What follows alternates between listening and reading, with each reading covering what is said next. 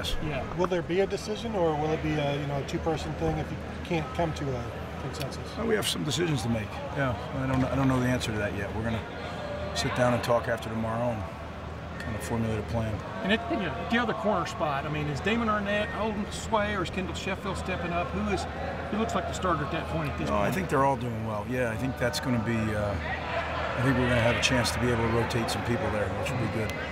Hey, Greg, you said that Damon was the quarterback of the secondary. He sets things up. When Damon isn't in for some reason, who is that guy? Well, someone's got to step up, right? I mean, that's what happens when a guy goes out of the game. Don't even like to think that way, but one of them has to, take over. Greg, when it comes to your defensive end rotation, we talked to them the other day. They seem like, you can play a bunch. How do you anticipate that will work? Obviously, you're going to play a lot, but how long do you anticipate they'll play at a time, per se? Very much like last year. Coach Johnson does an incredible job of rotating guys in and out of the game. And, you have to be smart with that. When teams are tempo, if you're not, you can get caught, with guys running on off the field illegally. So it's really a science, and one that he's done for a long time. So you got to be able to roll your guys in and stoppages of play, and then when there's a chance to do it. Greg, with Kevin being here instead of there, how much is Indiana mystery on offense to you guys now? Well, you don't. All you can go on is the people that they hired, right, and the schemes that they've run other places they've been. You look at who the offensive staff is, who the offensive coordinator is, and you kind of start your investigation there. But try to gather whatever you can, and then you hope that your defense is adaptable to whatever comes up on the night of the game. And how helpful has Kevin been in giving you tendencies, personnel, whatever? Well, tendencies wouldn't be the case, because it's a new coaching staff, right, but personnel, certainly he recruited every one of those kids, so right, no one knows them better than he does. So do you guys have a focus going into Indiana? Do you have one thing they're working on in particular? Well, there's always situational football you have to prepare for. I think what's helped is Kevin giving us an insight into personnel that you normally wouldn't have. But schematically, you don't have anything to go on. You have a spring game and things they did at other places. But what they did at other places was with different people. So you may not do those same things depending on, if your people are like or not. Some of your linemen earlier this week said that this defensive scheme that you guys are using is more defensive line driven than it's been in the past. Is that an assessment you would share? I don't know if that. I think it's always been pretty defensive line driven. I think we're giving them some opportunities to go make some situations happen. But again, our defense is a do-your-job defense, and all 11 pieces fit together. So that's the main focus of everything we do. They may get a few jobs that they like doing a little more earlier in the game, but that's it. Greg, are you confident that whether it's Jordan or whether it's Eric, that either one of them will do a good job? I am confident of that. And what gives you that? Just from what you've seen? Obviously? Working with them, all the practicing and being in the meeting room with them and all those things.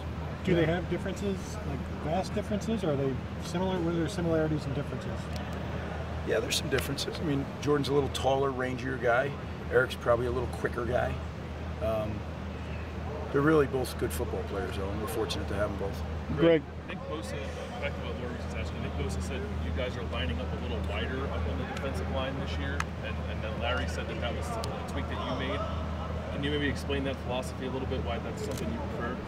Well, we as a staff, we made the decision to do some of the time. It's not all the time. Yeah, we just, how players are when they get something they like, that's all they focus on. They forget the other things that they maybe are a little harder on them. But I think it'll give them a chance when they are in a little looser position to play a little bit more with their athletic ability. But it's certainly not an all-the-time thing, that I can promise you. How advanced is Chase Young from other freshmen that you've seen come in? He's pretty advanced. I mean, he's gifted, and he's been a fast study in Coach Johnson's teaching. In terms of his physical attributes, what stands out more than anything else? Well, he's tremendous range as far as length as a defender. Guys who have that kind of radius where they stick their limbs up can make a lot of things happen. They can make tackles, they can knock down balls, they can reach linemen faster and grab and pull and set themselves free. So he's an extremely long, 265, 70-pound guy that's quite athletic. It's not just Chase. You got a bunch of other true freshmen.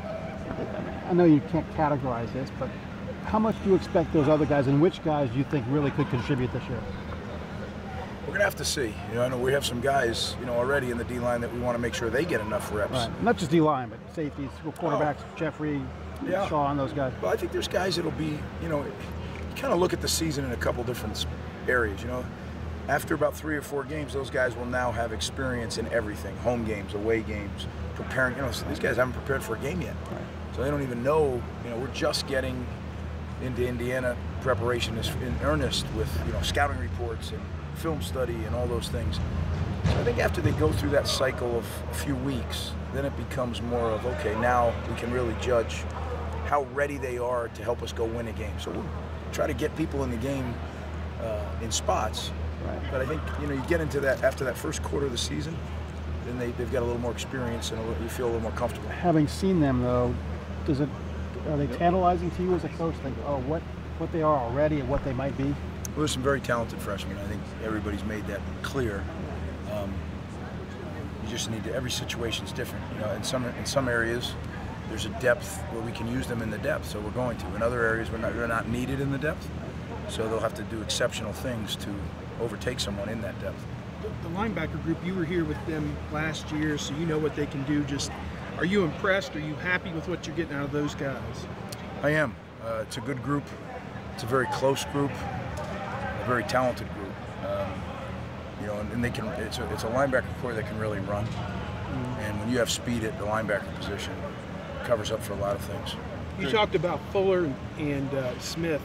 At the other side with Webb, who would maybe be one of the next guys in from there, Pryor or someone, or would whoever's not playing between Smith and Fuller be that next guy in? We'd have to see. It's probably, right now to start the year, we're going to go next guy up and then next guy up. But we have some young guys that are pushing that envelope, which excites me.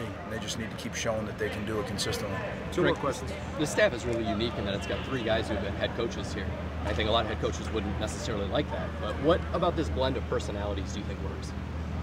I think it's just a bunch of guys who want to do it the right way and win games. And we have more than that. We have Kerry Combs, who's one of the most winningest head coaches in Ohio high school, and then you have Larry Johnson, who was a head coach for a long time in high school as well. So you have guys that have done it, and people lose sight of that. When you're a head coach at a big-time high school program, it's a big job.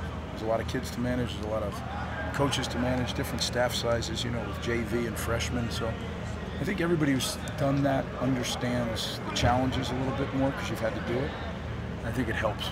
Seeing it from the other side, does that make you a better recruiter once you become a college coach? You'd have to ask them. Yeah, I'm not sure. I bet probably, because they see all of them come through. If you have a good program, you see every coach in the country come through your door. Yeah, I'm sure it helps them formulate what they like and what they don't like. Sure. Greg, I know you sort of came in last year and wanted to really improve the rate at which you guys got turnovers, and you did that. Are you able to tell now whether or not this defensive group has the same ability to score off those turnovers like you guys had last year? Well, you got to get them first. You can't score unless you get them. So first we got to get them. Now we work very hard at when we get one, being organized to get the ball in the end zone. It doesn't always happen, but we try. But takeaways are hard to come by. They really are, and there's a lot of things we do to try to promote that.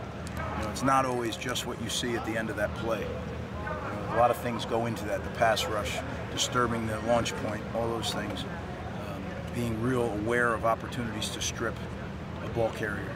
So, you work hard at it, but when you put it into game action, you don't know until you see it. At linebacker, who would be the next 2 or 3 guys in? Are you going to operate under the same premise that it would be a 4th guy and then a 5th guy regardless of position, or what are you looking at there? It's probably a little different there because the responsibilities are considerably different to each position, yeah. But there is some crossover. I wouldn't say there's none of that. But I think, as the depth chart lists, that's probably how we'll roll there. But I tell you the truth, I haven't seen a depth chart, so I don't know what that lists. But, well, just in your mind, who, when you say 2s, is Hilliard and who else? I don't know, who else is in that group maybe? Well, I just threw his name out there just because it's the first one that came to mind. There's a whole bunch of guys, and I'm not sure, again, after tomorrow we're going to sit down and say, okay, this is how we're going to do it in base, this is how we're going to do it in nickel. They've all done everything, and now we kind of got to make sure that that last 5 days of game prep, they lock in on exactly the job we're going to ask them to do Thursday night. So I'll probably know more a little bit later. Thanks, Coach. Thank you, guys. Thanks, Coach.